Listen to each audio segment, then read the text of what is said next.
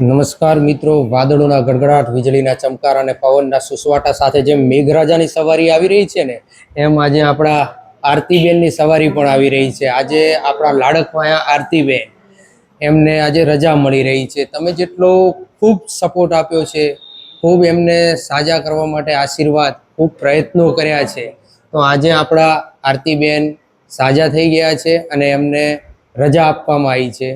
તો આજે આપણે એમને ઘેર મોકલીએ છીએ, એમની સાથે જઈએ છીએ, એમના મમ્મી પપ્પા સાથે પણ વાત કરીએ અને તમને એક એક એમના હર્ષના જે આંસુ છે, જે એમનો હસતો ચહેરો છે અને એમનું ઘર એમને જે યાદ આવ્યું છે ને, એ પણ આપણે એમના પ્રતિભાવોથી જાણીએ.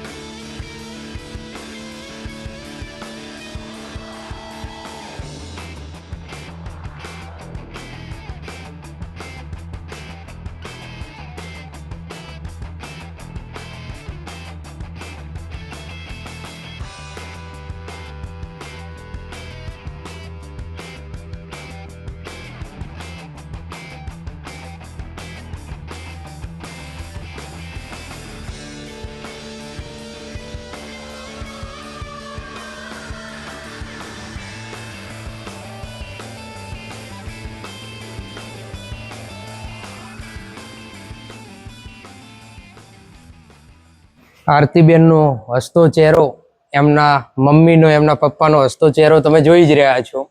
મિત્રો, તમારો બધાનો ખૂબ ખૂબ આભાર કે તમે બહુ જ સપોર્ટ કર્યો છે. અને આજે આરતીબેનને દવાખાનામાંથી રજા મળી રહી છે, તો આજે તમે લોકોને શું કહેશો? જે અમે લોકોએ અમારી મદદ કરી એને ખૂબ ખૂબ આભાર. ને આવી પણ કોઈ પણ પરિસ્થિતિ હોય, કોઈ પણ મદદ કરી શકે. તમે શું કહેશો આજે લોકોને? જેને મદદ કરી એનો ખૂબ ખૂબ આભાર. અને આવી પરિસ્થિતિ કોઈની હોય તો ભગવાન બનીને એની રક્ષા કરજો. દરેક સમાજે મદદ કરી છે, કોઈ સમાજ બાકી નથી. અને જેટલા હતા એટલા બધાએ અમારી મદદ કરી. કોઈ અમને ભગવાને, માણાએ, બધાય સમાજે અમારી આરાધના સાંભળી છે ને આજે અમારી છોકરી હાજી થઈને ઘરે જાય છે. બધાનો ખૂબ ખૂબ આભાર. કદાચ અંદાજે કેટલા રૂપિયા આયા હશે? જે સોશિયલ મીડિયા થ્રુ જે પૈસા આવ્યા, એ અંદાજે કેટલા આવ્યા હશે? આપણે આવતા બેંક એકાઉન્ટમાં અને ખાતામાં આવતા 50-60 હજાર રૂપિયા આવ્યા છે.